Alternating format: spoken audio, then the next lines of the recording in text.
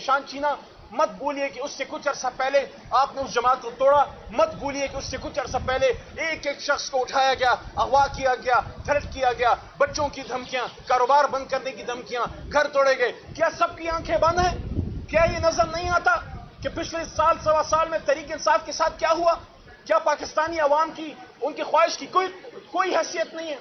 اس کا تو پھر مطلب یہ ہے کہ پاکستان میں مقبولیت معنی نہیں رکھتی، خدا نخواستہ قبولیت اہم چیز ہے۔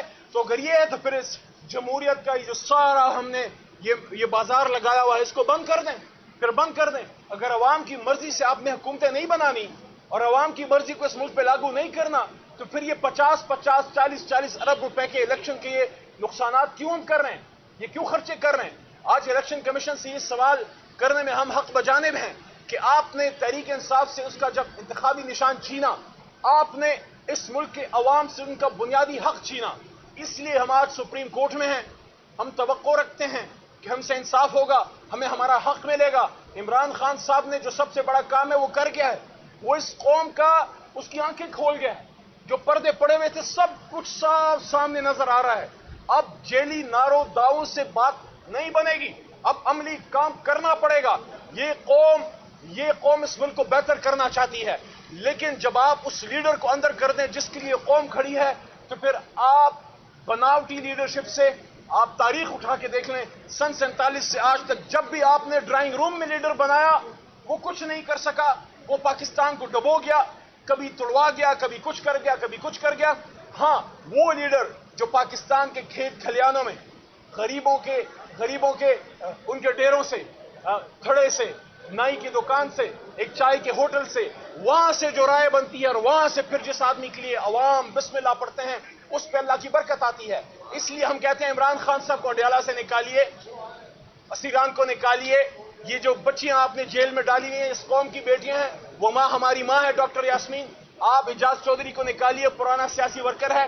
آپ نے جو کل کیا کہ 2 بار کے وزیر خارجہ کے ہاتھ میں ہتھکڑی آپ نے لگائی، میرے تو ہاتھ میں چلو لگائی، وہ تو لگائی سو لگائی، آپ نے اس کے ہاتھ میں لگائی، دنیا کو یہ میسج دیا کہ وہ وزیر خارجہ جو امت مسلمہ کو عمران خان کے حکم پہ اکٹھا کر گیا، وزارت خارجہ کی کانفرنس، دنیا وہ طاقتیں میسج دے رہی ہیں کہ جو امت مسلمہ اور پاکستان کے لیے کام کرے گا اس کے ہاتھ میں ہتھکڑی ڈالی جائے گی۔ آپ کو شرم نہیں آئی شاہ محمود قریشی صاحب کے ساتھ یہ کرتے ہوئے؟ اس لیے آئیں اس معاملات کو سمیٹیں، اس ملک کو ٹھیک جگر پہ لے کے جائیں۔ اس لڑائی سے کچھ نہیں ہاتھ آئے گا۔ عمران خان صاحب کو گولیاں مار دیں، جیل میں ڈال دیا، 3 دنوں سے جیل میں رکھا ہے، کیا اس کو 1 انچ ہٹا سکے؟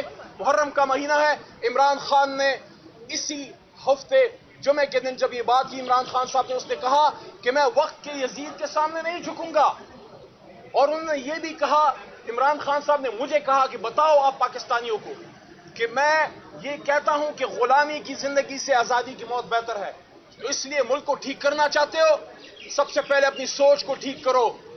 ملک کو ٹھیک کرنا چاہتے ہو نا، سوچ کو ٹھیک کرو۔ عمران خان صاحب کو باہر لے کے آؤ، ہمیں ہمارا مینڈیٹ واپس دو، پھر دیکھو یہ قوم کیسے آگے جاتی ہے۔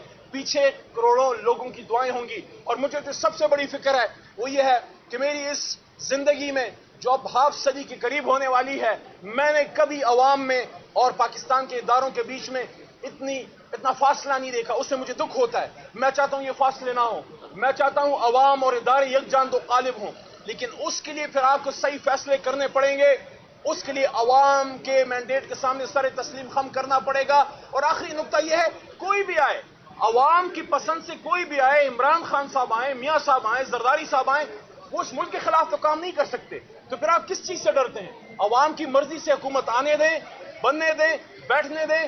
جو عوام کسی کو اس اقتدار میں لا سکتی ہے وہ ان کو ووٹ آؤٹ بھی کر سکتی ہے، تو پھر آپ کو کس چیز کا ڈر ہے؟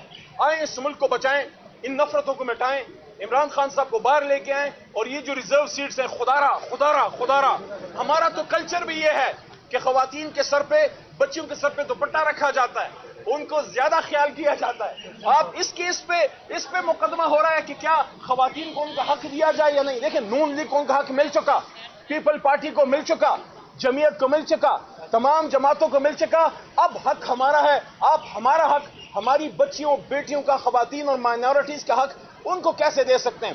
جب انصاف پہ بات نہیں ہوگی تو پھر افراتفری پھیلتی ہے، پھر لوگوں کو موقع ملتا ہے توڑ کا۔ اس وقت اگر آپ ملک کو مضبوط کرنا چاہتے ہو، یہ لال مالی میرے ساتھ کھڑا ہے، یہ سندھ سے عمران خان صاحب کا سپاہی ہے، یہ کھڑا ہے، یہ مصیبتیں برداشت کر رہا ہے، یہ سندھ میں دیکھ رہا ہے جو اس کے ساتھ ہو رہا ہے۔ میرا نقطہ یہ ہے کہ اگر آپ چاہتے ہو انویسٹمنٹ اس ملک میں آئے، اگر آپ چاہتے ہو اس ملک میں خوشحالی آئے، اگر آپ چاہتے ہو یہاں لا اینڈ آرڈر مضبوط ہو، پولیٹیکل سٹیبلٹی چاہیے، اگر پولیٹیکل سٹیبلٹی چاہیے تو آپ مجھے بتائیں 2/3 اکثریت جس جماعت کے پاس ہے اس کو فارم 47 کا وار کر کے آپ کیا پولیٹیکلی آج تک کسی کو فارغ کیا جا سکا؟ کیا مرحوم ضیاء صاحب پیپل پارٹی ختم کر سکے؟ کیا بھٹوازم کو ختم کر سکے؟ بھٹو کے نام کو ختم کر سکے؟ ان کو ختم کرنے کا سہرا پیپل پارٹی کا وہ کسی ڈکٹیٹر کے پاس نہیں، ان کے اپنے صدر آصف زرداری کے پاس ہے۔ 5 سال حکومت کی، عوام نے دیکھا کہ کھوکھلے نعرے فارغ کر دیا۔ اس لیے پولیٹیکل سٹیبلٹی کے لیے آپ کو تمام جماعتوں کو پارلیمان میں بٹھا کے ان مسائل کا حل نکالیں، تبھی پاکستان جائے گا، آگے جائے گا، مضبوط ہوگا۔ ورنہ آخری نقطہ یہ جو بھی بجٹ ہے، آپ سب بیٹھے اور پیچھے جو ہمارے دوست کھڑے ہیں اور جو مجھے سن رہے ہیں، اس بجٹ میں ابھی دوسرا جو ابھی بل آنے والا ہے، کیا برداشت کر سکتے ہیں؟ یہ مہنگائی برداشت کر سکتے ہیں؟ یہ بجلی کے بل برداشت کر سکتے ہیں؟ کیا یہ ملک ایک لا الہ الا اللہ کے نام پہ بنا ملک، کیا یہ IMF کی ڈکٹیشن کے لیے بنا تھا؟ کیا یہ IMF کی غلامی کے لیے بنا تھا؟